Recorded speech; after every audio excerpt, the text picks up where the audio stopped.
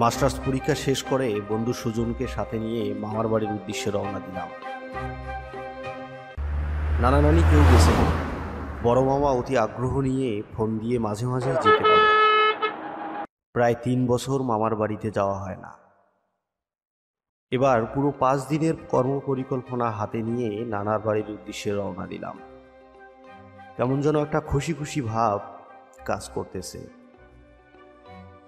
অনেক দূর জার্নি করতে হবে।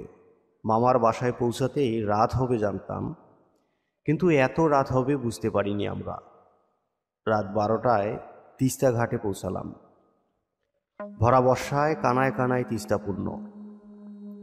নদী পার হয়ে আরো 1 কিলোমিটার হেঁটে যেতে হবে, কিন্তু ঘাটে কোনো নৌকা দেখতে পাচ্ছি না। আমরা একটু চিন্তিত হয়ে পড়লাম।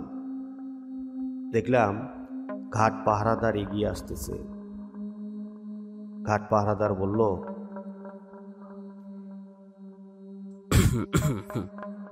আপনারা কই যাইবেন? মনু জোয়ারদারের বাড়িতে। উনি আমার বড় মামা। চিনি ওনারে, বিরাট কারবারির মানুষ। একবার আমার ছোট মাইয়াটা জ্বর, সে যে কি জ্বর,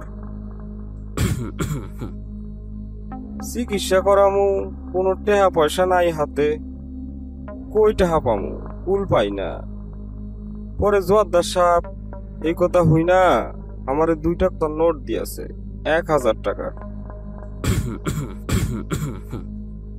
ভালো কথা, আপনারা যাইবেন কিসে? কেন, ঘাটে কোনো নৌকা নেই? শেষ ক্ষেপটা একটু আগে ছাইরা গেছে, আর আইব না। আপনারা এখানে থাকেন, দেখি কি করা যায়। অন্ধকার রাত, সামনে বিশাল নদী, আকাশে বিদ্যুৎ চমকাচ্ছে। আমরা একটু ভয় পেয়ে গেলাম। সুজন ভয় পেয়ে বলল, দোস্ত, আমার কিন্তু কিছু ভালো লাগতেছে না, একটু জ্বর জ্বর লাগতেছে। আমি সাহস দিয়ে বললাম, ভয় পাস না, এখানে ভয় পাওয়ার কিছুই নাই। কিন্তু অপ্রিয় সত্য কথাটা হলো, আমিও ভিতরে ভিতরে প্রচুর ভয় পেয়েছি। এর মধ্যেই ঘাট পাহারাদার জীর্ণ শীর্ণ রোগা এক পাজিকে ধরে নিয়ে আসলো। হের নাম কালু মাঝি। হ্যাঁ ঘুমাতেন জাগায় আনলাম, হ্যাঁ আপনাকে পার কইরা দিব।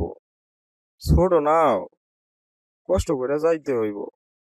আমি পরম কৃতজ্ঞতা নিয়ে বললাম, বাজি ভাই, আপনাকে গভীর রাতে কষ্ট দিলাম, আপনাকে কত টাকা দিতে হবে?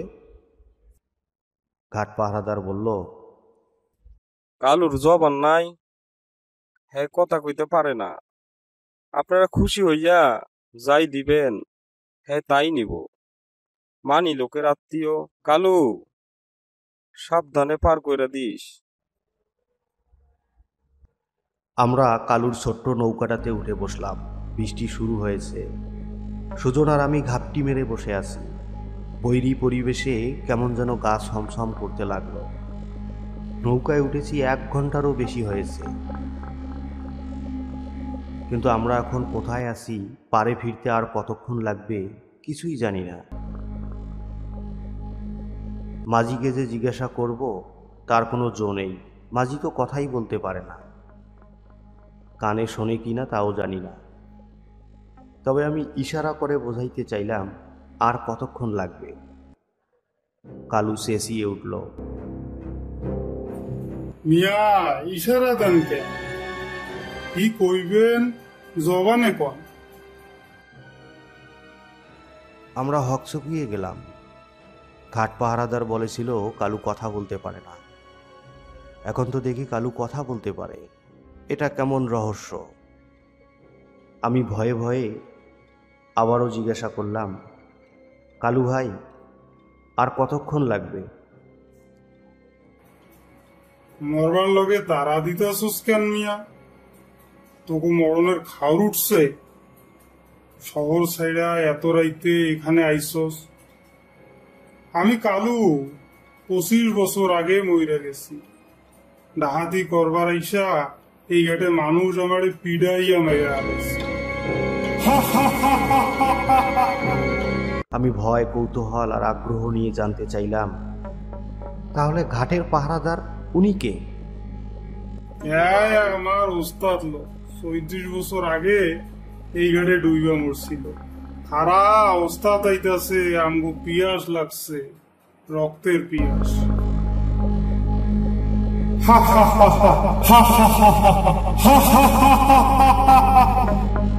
তোরা আমাগো মানুষ ভাবছস?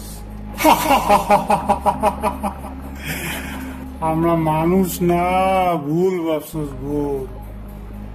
আমরা তোগো মতো মানুষ না। বাস্তব অবাস্তবের মাঝামাঝি এগুলো নিজের চোখে দেখে সুজন জ্ঞান হারিয়ে ফেলেছে। কিছুক্ষণ পর আমিও জ্ঞান হারিয়ে ফেলি। ভোরবেলা যখন জ্ঞান ফিরে পাই, দেখি ছোট্ট নৌকাটা নদীর কিনার ঘেঁষে আছে। নৌকায় শুধু আমরা দুজন, সুজন আর আমি। সুজন অবচেতন হয়ে পড়ে আছে। আমি তার মুখে পানির ঝাপটা দিয়ে জ্ঞান ফেরালাম। রাতে কি ঘটেছিল আমাদের সাথে সেগুলো মনে করে অবাক হয়ে যাচ্ছি। কোনো সমীকরণেই যেন যুক্তি মিলছে না। রহস্যময় পৃথিবীতে অনেক কিছুই ঘটে, যার হিসাব মানুষ মেলাতে পারে না।